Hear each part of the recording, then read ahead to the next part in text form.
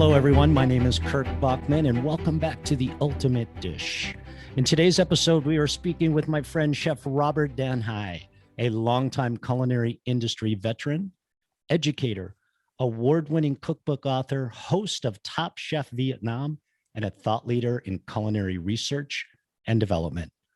An expert and lover of Southeast Asian cuisine, Chef Robert was also the host of Taste of Vietnam, a globally broadcast TV docuseries that delved into the culinary traditions that are found throughout each province in Vietnam. Chef Robert is one of the foremost innovators in the world of food and drink and adopts unique technology solutions in his product research.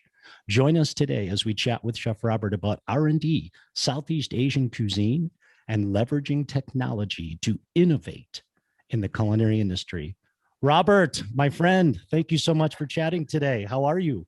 You look great. Quite well, Kirk. Thank you. I am happy. You know, imagining I'm in these eel fields behind me in the middle of Nha, Vietnam, but in Los Angeles, it's a beautiful day, and I'm happy. Thank you for having me. I love it. I love it. So I'm going to ask right off the bat. It's becoming a theme. Motorcycles, music, cooking. So many of my guest chefs, Right. are avid Right. motorcyclists. And the Who would same know? holds true for you, right? Motorcycle, moped, electric bike. What is it? A need for speed?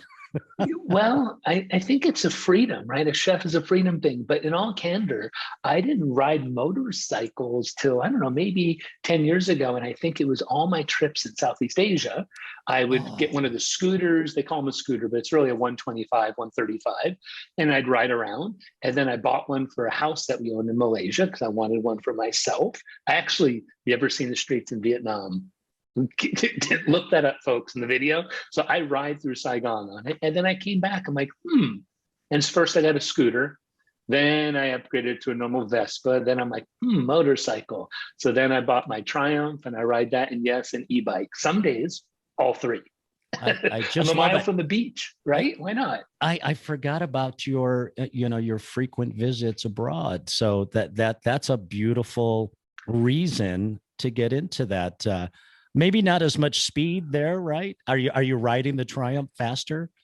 Well, yeah, over there, yeah, there it's interesting, especially in Vietnam, where people look at the chaos that you see in the streets. Uh-huh. But the reality is, even on the freeway that's going from, let's say, Saigon down to the Mekong Delta, people are going like 40 miles an hour, and that's it. And you say, "Come on, come on!" They're like, as a driver, if they exceed that, they will be fired. It's a slow path there, although there are no rules. I go up one-way streets. I go this just like everyone else, but it's, as they say in Vietnam, chum chum, slow, slow. Slow, slow. I love that. I love that. So you mentioned the background there. Fill us in. Yes. Did you say eel? Eel Eel, yeah, field? actually, these are rice fields. And the thing Okay. about rice fields with wet farming, right, wet agriculture, they're flooded with water at times, and eels like water. And so a local here took me through this field, and they take large bamboo pieces. They actually cut a strip in the back for air. They put a stick in it, and you go into the water. And before you put it in there, you mash up some eels, right? Because this is culinary, right? We're talking about food. So you pound, right, with a mortar and pestle, some eels, excuse me, some Technique. snails. Some snails. You pound snails up, Snails. grind Okay. them up, and worms. And then you take a bamboo, they fashion a bamboo cone, and they wipe it all on the inside of it. And they stick that in the end of the bamboo, just like you think of most fish traps. And you put that in the water. And so the eels go into this cone going after that food and get stuck in the bamboo. And so you can get Fascinating. 5 to 10 eels. We collected all of them. And then there's one restaurant nearby that makes this eel soup that's served with banh mi or with banh ut, which is a rice noodle that you dip in it. And so then I got to see them making it. And there's like something like, I think there's like 30 eels in a bowl or something. It's insane because they're teeny. Yeah, So the yeah, yeah, yeah, yeah. fillets, they fillet them. And so you've just got your noodles and eels and this, and it's so good. So I, yeah, I Neon, Vietnam. I love it. I love it. Um, we're going to come back to that in a minute, but I think it would be so interesting to kind of catch our listening audience up a little bit. Yours is an interesting story. working kind of traditional, right? But kind of not traditional. Sure. Working your way up in the kitchen. We hear it. It's a cliche, right? But you Right. really did do that, right? You kind of started in the back in Yeah. the dish area, and then before you know it, you're an executive chef. Walk us through that. Yeah, well, I'm 15. My brother, Dave Danhi, there's another chef Danhi, Oh my is, goodness. yeah, the other day I actually said, hey, by the way, Dave, I actually, just last week, I'm like, or 2 weeks ago, I'm like, Dave, by the way, sometimes I realize, who am I to say I'm Chef Danhi? Like my website, everything's Chef Danhi. I'm like, dude, by the way, I'm kind of sorry about that. He goes, no, no, no, Robert, before you launch your website, you came and asked me, which I was really proud to say that I went like just out of respect. So my brother, also a chef, even to this day, he's working at the Chart House here in Redondo Beach, right? Oh And wow. I grew up Wow. in, oh yeah, as like a cook at that point. And I'm 15, $10 a week wasn't enough allowance. So I'm like, So I start restaurants, people like to have fun, right? Especially a teenager in Southern California. Hello, a bunch of surfers. So I started working as a dishwasher. 2 weeks later, I become a prep cook.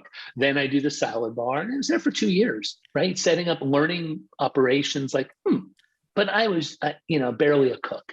Then I started moving up and working in restaurants and cooking. And then, then I'm 18. I'm a line cook. I meet my Malaysian-born wife, who we'll get into that in a second.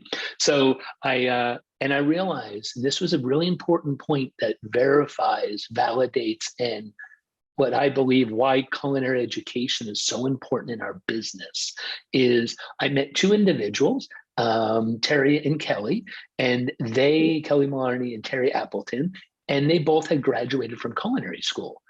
And they were different. They were the first people I worked with. I worked with several chefs, but I realized they were just kitchen managers, where these two had prep sheets and they had recipes that were tested, and they mentored people and they taught them. And I'm like, oh, like this. Back then, remember, this was back in, oh goodness, 88, 89. There were only 14 culinary schools that did degrees back then, I think, maximum. Mhm, And they mhm. both graduated from the CIA. And so, you do what you know. And so I'm 18, I get a job, I get promoted to sous chef at a new restaurant, American continental shrimp, scampi, prime rib. And I'm 19, I'm managing people that are 35 plus. And I realized that, you know what? I need to step back. I don't, this isn't the position I should have yet, right? I mean, what is a chef besides a cook, right? A cook knows how, a chef knows why, can teach others and manage the business. And I realized I had no business being at that level yet. So I decided to go to culinary school. Went back to culinary school, graduated, stayed in restaurants for another, I don't know, 3 years, something like that, worked my way up. Again, I started graduating from culinary school and went back to being a cook, a line cook in Hawaii. And Oh, you went over got to married. Hawaii. Okay. Okay. Never been there before. On Okay. my externship, I'm here in Los Angeles at the Century Plaza. I met this one chef. I was impressed. I look back somewhat misguided, but his cooking skills were incredible. So I said I applied, and he accepted. And I'm like, honey, you want to go to Hawaii? Came to LA, got married. Neither of us had been there, moved to Hawaii. As a cook, right? Isn't that the beautiful thing about being a chef? You can go anywhere in the world. Anywhere. Anywhere. Yeah. Yeah. I love Right? that. Where did you work in Hawaii? What island? Pacific, it was called the Pacific Cafe. It was on Kauai Okay. before the wild chickens took over. Okay. I don't know if you've been to Kauai, but if you ask anyone that's been to Kauai, they're like, there's chickens everywhere. I was there when it happened. It was Hurricane Iniki in 1991, when the hurricane came and destroyed the island, class 5, 130-mile-per-hour winds or something, just leveled it. No power, no electricity for over 3 weeks. And all the chickens got out. Wow. So Wow. so since 91, they've been breeding. And so you've got chickens everywhere now in Kauai. To this day. To this day. Well, they're everywhere. What a story. I don't know how many times we've run into each other at conferences, at dinner in New York. I mean, it's been a long time. And every time I'm just comfortable sitting here. I wish I had that cup of coffee, just listening. I mean, you're a storyteller. That's what you Well, are. You're a storyteller. And you know what, Karen, that's interesting you say that, because I think as chefs, we tell stories through our food and cultures, right? Yeah, I mean, yeah. a bowl of food is a story. It's culture in a bowl. And it's the history, it's all these things that have come together. And so at that point, right, I'm a sous chef at a restaurant. I go back, I go to CIA, move out there, and then I come to LA, and you'll appreciate this as an educator. I take over. We used to go for, it was a place called J'adore, right? I love it, I guess, and it was different seven courses. Seven courses. The people that came, no menu was ever printed. They chose their appetizer, had a couple options. They chose their entree. We had like 12 tables. Some days I do two people. Some days we do 80. And I was the chef, and we made everything but the bread, sorbets, desserts, 3 different desserts. And so I started working there with the chef.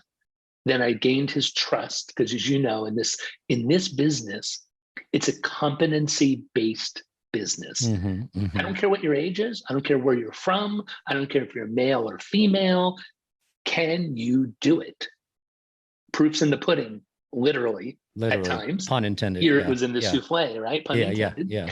And so at that point, though, he said, "Hey, I teach these classes. Do you want to teach one with me?" I'm like, Oh, share. and so it begins. And so So it begins. I remember having 6 ladies around me up in Palos Verdes here, and you dice an onion, you're a freaking hero, right? And so it was like, well, this is fun. Do it again. Do it again.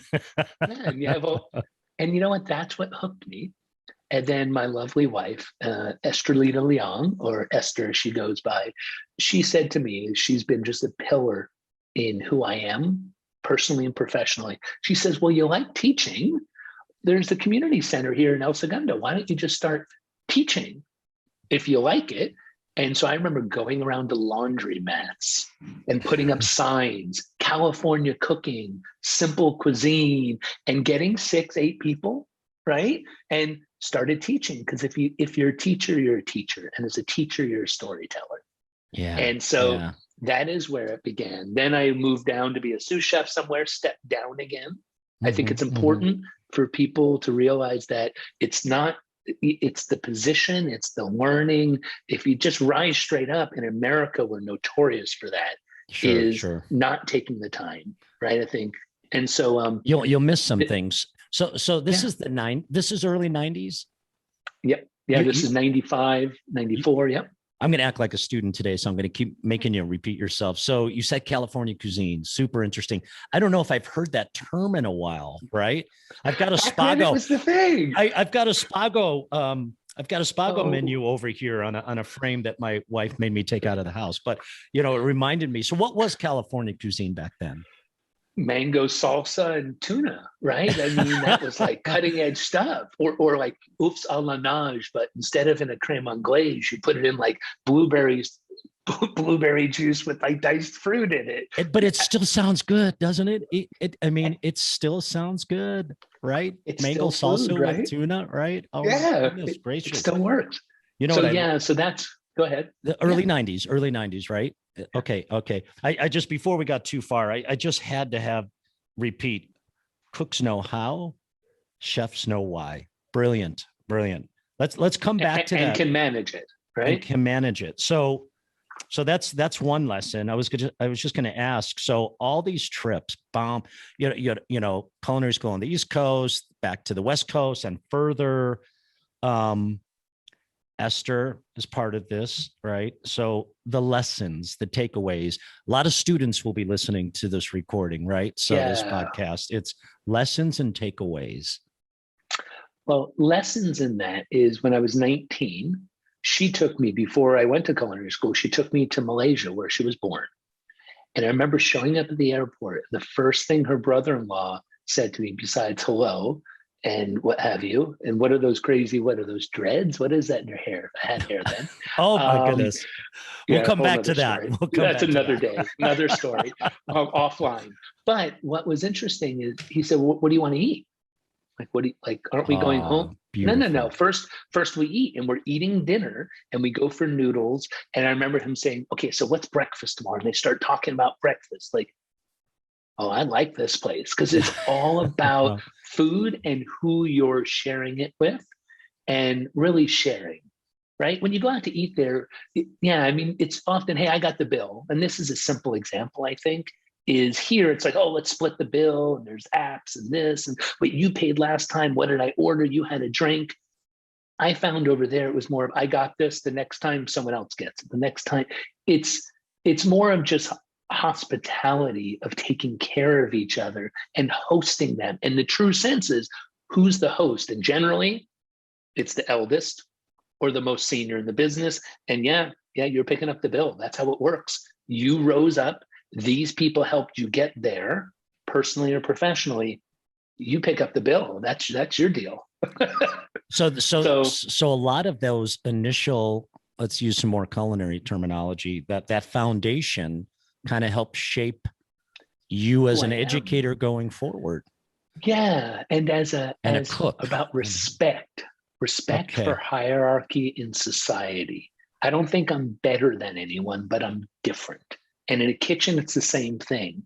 The chef may have more craftsmanship. They may be better at sautéing, but they're not a better human being. No. They're a person. Yeah. And so to me, what I learned is also going to places where financially I was rich, where I'm a cook. I'm certainly not rich, right?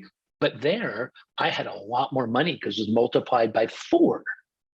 And so I interact with a lot of people that have much less money, but they were just as generous with what they had.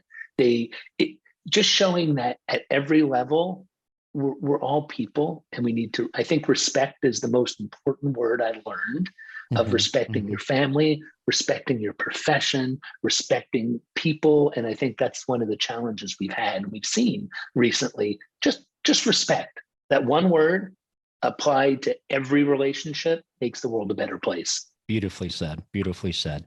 So bring us back to Los Angeles. Now I think we can pop back, but I'm just fascinated about the consulting, right?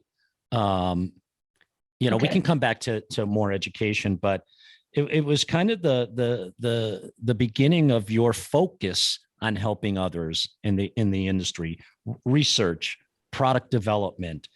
Were you a little ahead of your time, maybe? I mean, early 2000s? Well, yeah, you know what? It was actually, I think what happened was, just to answer that, is digress slightly because it answers that, is working in a restaurant. The school opens up here in Pasadena, the SCSCA. Yes. And I was invited to teach there, and I took that on. And then I had more flexibility in my time. Perfect. And that's when I got to let me understand Thailand and go spend a month there. Let me go let's really do that and learn. And then once I started developing a unique knowledge base, is the way I look at it, right? It's synthesis of experiences. And so once I started to actually have experiences that my colleagues didn't, but I talked like them, I thought like them, I walked like them, right? Because I mean, what's the best definition of education? Change. It's the best synonym. You change, especially in culinary arts, you change how someone walks, how they talk, what they do. So I had this knowledge base I was forming, and then people started asking me. Because back then, when I went to culinary school, they called me Mr. Lemongrass or something silly because I was so focused on that. And I was nervous, like, oh, do I do this? But it was who I was. And I think that's another lesson, is do what feels right. And, and things will come later. So consulting, I go back to teach at the CIA. I leave the school here in Pasadena after 3.5 years of building the school, getting accredited, becoming the director of education. I'm 27. Okay. I'm a kid. And I'm like, I'm too young for this again. Where can I be the small fish? Went back to culinary school where I graduated from 8 years later. And that's when I started to do consulting, because half of it I taught in the degree program, half I taught continuing education. And then companies started to come in and say, hey, what's the next Ritz? What do we do with Ritz? And we come up with ideas. And chefs come up with ideas, but the difference is often chefs think of themselves. What do I like? And that's a small section of industry. It's like, well, this is what I like. Enough people will want it, and they come to have it. But in R&D, it's not about you at all. And so it takes not being as egocentric as most chefs are, and step back and say, it's not about me. It's about what we're trying to create to give someone an experience of every sort. And so that's when I started doing consulting on the side. People like, hey, you're chef at the Culinary, at the CI. Hey, can you help us with this? And we did it at the school. And then I started doing it. And then I took my first trip to Vietnam, like behind me, and that changed my world into getting into R&D as a full-time gig. So high level R&D, super sexy title, right? It's like, I want to get into R&D. I want to get into R&D. So two-part question. What is that process like? Research and development, and when you're in it, and you need to see the forest through the trees. What does innovation look like? Not just research and development, but fold innovation into that. And now it's 2021, right? And we'll get to Flavor360 in a minute. But back then, what was R&D? Well, you know what? Back then, there was a small group of people, and that's when the Research Chefs Association was formed, right?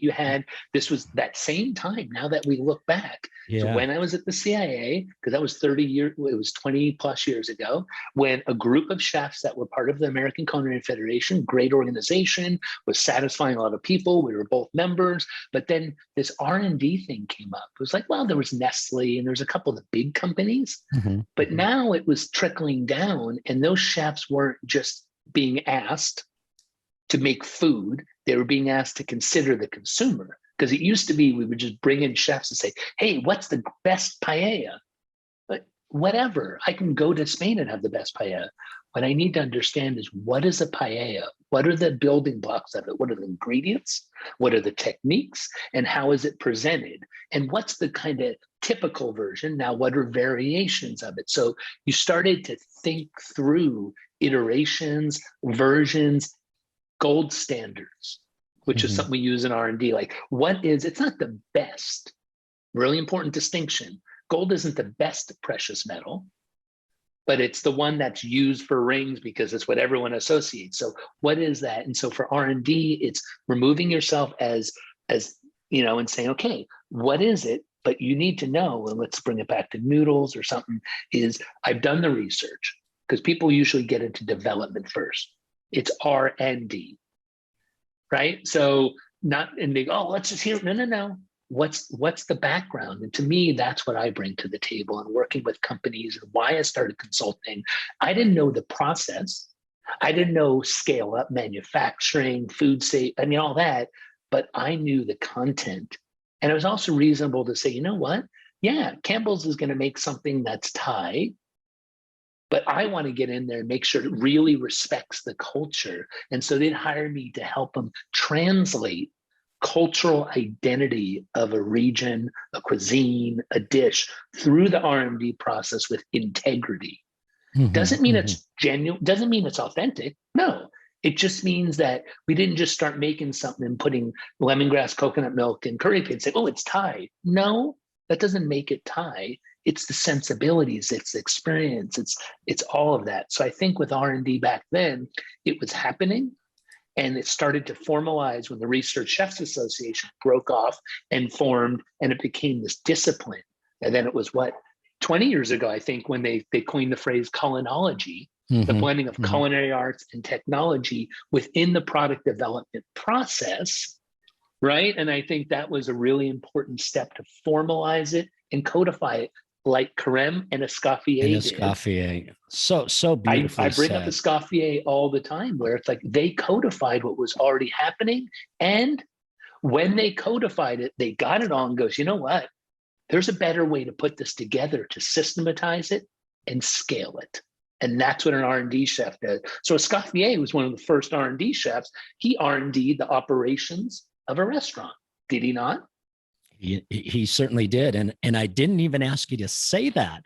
I love it. It was so natural, so natural. Well, it's true. But so beautifully said. I'm thinking, or I'm watching your passion, your animation through the lens of a student when they hear about the different pathways and journeys that they can take once they understand the foundation. Once they know how, right? Well, Kirk, when you started cooking, right, and I started cooking, there weren't a lot of paths. There was be a restaurant chef. And there was a couple little things. But now, and that's why I still think culinary education, my brother didn't go to culinary school. And think of the top chefs across the nation, Thomas Kell, a lot of them didn't. But they generally went through an apprenticeship, which is a school. It's just in activity. And if they didn't, the thing is, back then, it's different than now.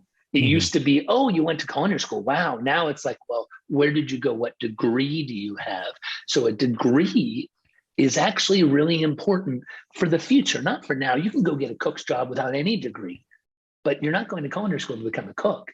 You're going to culinary school to become a chef. So you need a larger knowledge base. And if you have a larger foundation, well, now I can stand up a whole series of houses with different rooms, with different decor, and live in all of them, as opposed to someone trained me to do this and I'm a journeyman butcher. Hey, respect. I love that. That's what they do in Asia. This is what I do. But I think, I don't know if ADD is even a real thing, but you have, if you're OCD and ADD, welcome. Come to be a chef. We have a home for you. Oh my gosh, you are the story continues. The story continues. So let's talk about Southeast Asian cuisine.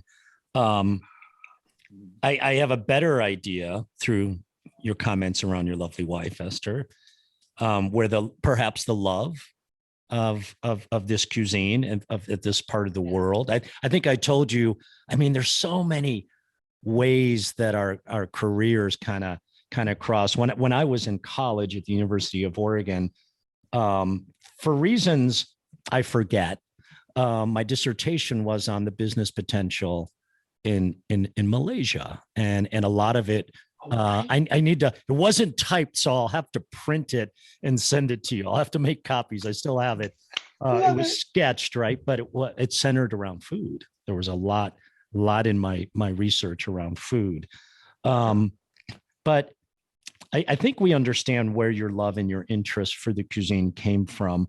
But in your words, Robert, what makes Southeast Asian cuisine, or whatever region you want to go to, so unique, appealing to you and maybe appealing to others?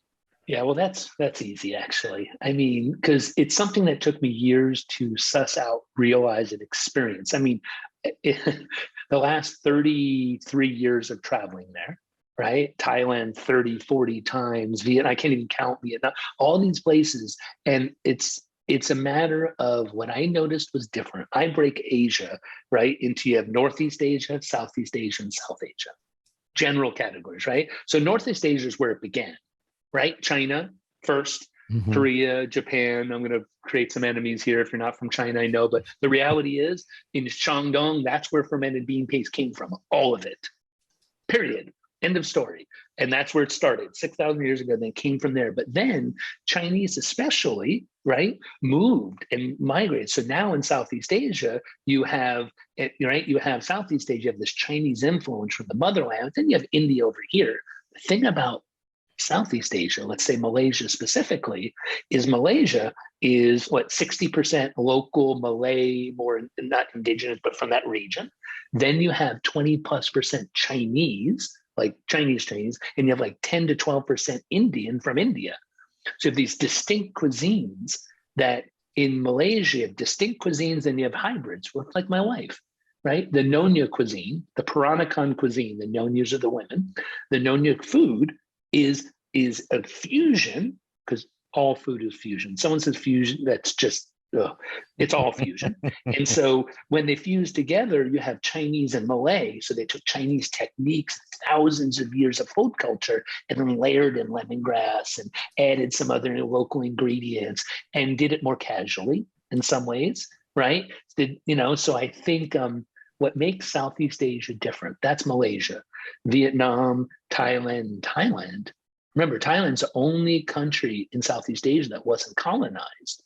So they're more open-minded. They're a Buddhist-based society, and they welcome, and they haven't been oppressed the same as other places. And so they're more open, and they've got all sorts of cuisines in there. So Southeast Asia as a whole, though, because it's not fair to lump all 14 plus countries in one. That's why I've always said the cuisines of Asia, not Asian cuisine. Big difference. Oh, beautiful. Yes. because they're not this. India, Sure. Korea, Sure. like even Malaysia, even Vietnam. I mean, they're all different and regions we know. But my point is, I think what makes Southeast Asia, the cuisines of Southeast Asia unique is the diversity of flavor within one experience.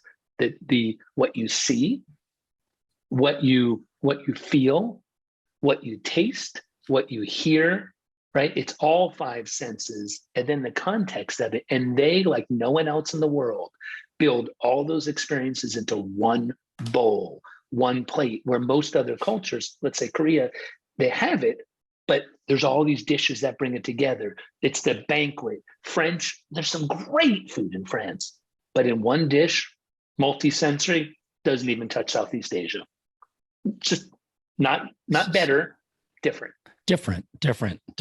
Well, I've got a segue. Just for the record, there's no way that we can get to everything today. So I'm already going to ask you to come back soon. I would love to get more into the weeds, as they say. But let me throw something that's really, really kind of cool. So you've got some books, right? And look what I have right here. And oh, my baby. That's your baby, 2008. Southeast Asian flavors, adventures in cooking, the foods of Thailand, Vietnam, Malaysia, and Singapore. Here's the proud moment. I open it up. Kirk, a chef can transport people around the world by cooking for them. I hope that you enjoy cooking some of the recipes, Chef. David, 11/2/2008. Oh my goodness. Where does the time go? This was nominated for a James Beard, and then actually it was a finalist, top 3. Yeah, just saying. No, independent. Wonderful. That book, and this is, I think, a testimony you're saying for students listening. You can do anything you want. It's usually a matter of time and money. And if you don't have the money, you put the time in. If you have the money, you might truncate the time. In this book, I published, did all the photography, and wrote it. And the reason I say that is I wanted control. Hello, I'm a chef. Sure. Yeah. So I put up the money and I did it, right? And I haven't even broken even on that book. But my mission was to share those cultures, because I was a teacher. How do you teach outside of a classroom? Book. How do you teach outside of a book in people's hands? TV shows. How do you teach to a larger audience? Internet-based, hence Flavor360, right? So how do you scale what you do, your knowledge, and sharing of that knowledge? I think it's been a natural progression of teaching some in the kitchen, then getting into publishing books, publishing videos, and now publishing a system for people to share their food cultures with the world. TV, you mentioned TV. We've got to get to TV. Yeah. And then we've got to get a little bit to technology. Taste of Vietnam, Top Chef.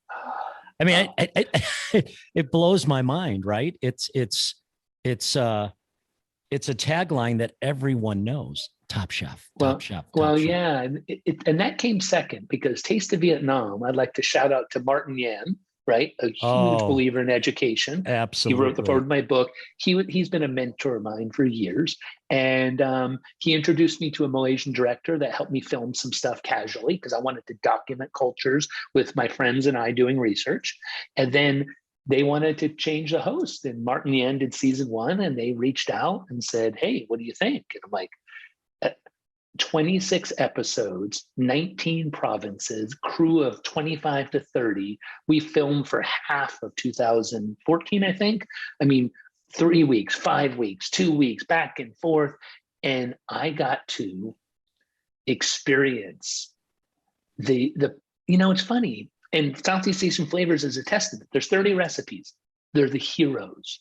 But I think what happens is we iconicize, we say, this is Thai food, green curry, red curry, massaman.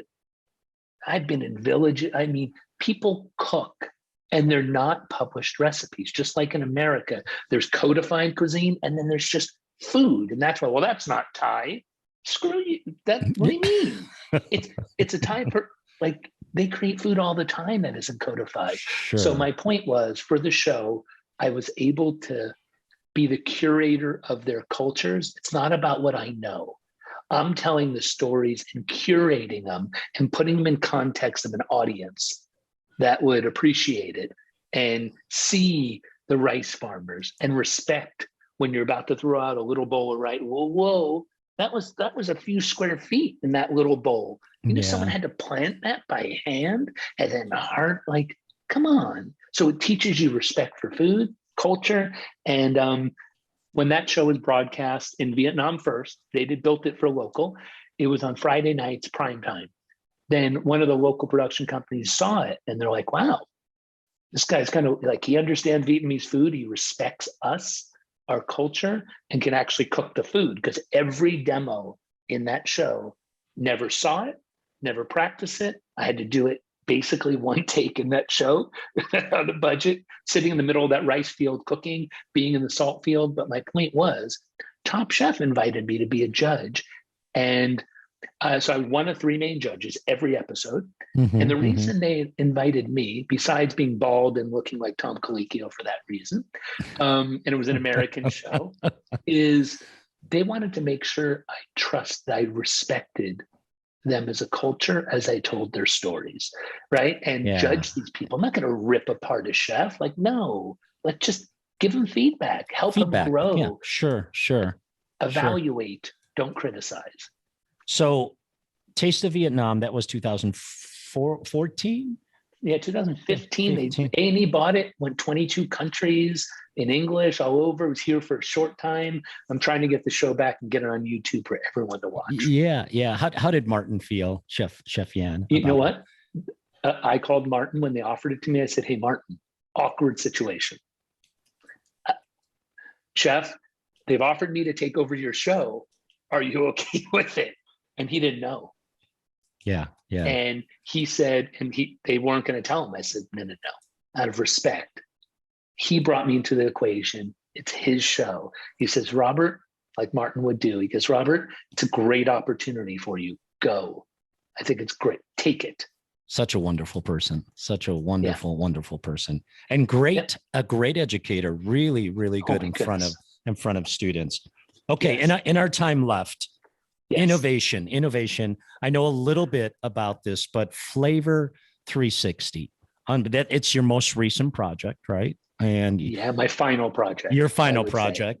Say. And so fill us in. Just, what's it for, and how does innovation live in this new dream? Well, it's just an extension of that book. You see in that book, Kurt, it says go to SoutheastAsianFlavors.com. I had a website at one point because stories are not linear and stories are contextual. And so the book, what really petrified me, the true sense of that word when I published it, was like, I only get to put 4 photos, but I had 30. And I had this woman told us about where she harvested and the young tamarind leaves in the middle of the village that they used to sour. And so I always struggled with that to tell more. And the challenge is, back then I became a photographer and actually got some training. I became a videographer and recording some videos. And as a writer, started publishing, but the challenge was it wasn't scalable. I would take it, I've drives, and I would go capture, come back to my hotel room. I'm like, okay, I got to sort through it. Oh, but there's a night market. And I just kept more and more. And I didn't utilize and share that knowledge. So there's so much lost, frankly, like we forget more than we know. So I had an idea and I saw, why isn't there an app for what we do in food and beverage? What about just for writers, et cetera? But then I realized it costs millions of dollars to build an app. People think they should be free. They shouldn't be. If the app is free, you're the product, not the app. Sure. Just remember that. So to me, what I did is say, hey, I want to scale food research and capture and save the world's food cultures. Because right now, like never before in human history, we're losing vast bodies of knowledge because our grandparents are the ones that used to pass it down, and our parents. And it's through observation, through practice, and through storytelling that we pass knowledge on, just like chefs do, right? They tell you the story, then they show you, and then you practice. No different from in culinary education. And so what I wanted to do is formalize that so anybody could show up in the market, pull out their Flavor360 app. I'm going to have a new experience, and then guide them, embed my knowledge of ways to ask questions, what to ask first, what to ask second, capture a video here, capture a photo. And then when you're there in context, in that experience, make a few notes, not over here, not over there, but as part of the media. Because I tell you, Kurt, you've done it. You've traveled, you come back, and then you're scrolling through your phone. You can't, what was that photo? What? And then you got to download it. Then you got to take the videos, and then you got to put them together. And so I looked at it and said, there's a better solution. It's not existed yet. It solves a problem for my colleagues in research and development who will pay for it, because it solves massive problems in the innovation cycle from beginning to end. And then I can work with education, UNESCO, Smithsonian, people I want to work with to sponsor, to give, to do scholarships, to share it and take that expertise and give it to those people. So really, it's a content management system of a sort to capture flavor experiences with some basic structure, give them, the flexibility to do what they want, and then automatically, no more downloading, no more uploading. That's just a waste of our time. It just syncs into a multimedia database. So now I can say, hey, remember, because you do this, remember we were in that field in Neon, but okay, let me just type in Neon Eels Soup. Boom, it comes up. And there it is. Yeah. Yeah. So what's beautiful. So, and the website is? Flavor360 Software.com. Pretty straightforward. There you go. Shameless plug. Yeah. I love it. I'm so happy for you. When I'm listening to the passion and yet your next venture, it all comes back to education. It all comes back to education. And Kurt, that to me, this and what we created for to bring it back to that is now what I'm working with and we're talking about now what it is, why doesn't a chef have a digital portfolio of their life? We used to connect books, et cetera. So what I want is Flavor360 to be the standard in capturing your externship, capturing when you eat. And then when you go to the chef, say, hey, let me show you what I did. And there's a video of you actually cooking it. And then these are the 12 dishes. Let me show you my top rated dishes. Oh, wait, you're a seafood place, right? Specialty. Let me show you the different fish I fabricate. Like, why don't we have this? It's brilliant. It's brilliant. So right now we're going to get a little personal as we conclude. I'm in. The Ultimate Dish is the name of the podcast. So, Robert, what is, in your mind, the ultimate dish? Could be spiritual, could be in front of us. Well, I guess the way that I would approach that is answer that question. To me, the ultimate dish is one that's in front of me when I'm surrounded by friends and or family, and we're sharing a meal, and what's in that dish is almost irrelevant to me. That's not the point. Yes, I love great food and well prepared. And was it seasoned? Is it crispy? Whatever. That's kind of a given. To me, the ultimate dish is a dish that nourishes. It doesn't provide just nutrition. It provides nourishment. And what food does, food and beverages, it nourishes your mind, body, and soul. And so to me, the ultimate dish is nourishment, not just nutrition. Absolutely beautifully said. I sort of sensed that's where you were going to go, and especially when you closed your eyes and you envisioned it. Absolutely beautiful. The other thing I noticed today is probably a result of your travels and your love for the cuisine that you've been involved with for so many years. Throughout our chat today, you referred to the bowl of food versus the plate of food, and I absolutely love that. Well, it's inclusive. It kind of holds things together, and I eat, and and it's kind of interesting. Well, if I do one thing, sorry, I gotta go on this tangent. Is in Southeast Asia, you say what makes Southeast Asia different? In most of Southeast Asia, you eat with two utensils simultaneously: a spoon and a fork. And the spoon is in your dominant hand. The fork is your non-dominant hand, because the spoon is like a small bowl. And you're able to assemble the perfect bite, little rice, little sauce, little pickle. And then you bring that up and you nourish your body with this total experience with all these things happening. And I think it's a perfect analogy to what we're saying. And I never thought of it like that. I love it. I love it. You are a storyteller, Robert. You're a chef, and you're a good friend. You've got to come back, because we have so much more to talk about. Thank you. And thanks for having me. It's an honor. And I mean that in the true sense of that word, to share anything that I know. And I can't wait to learn from everyone that's listening, because we all have something to learn from each person. We do. Robert, thank you so much. And I wish you only the best. Pleasure. You too, Kirk. Thank you.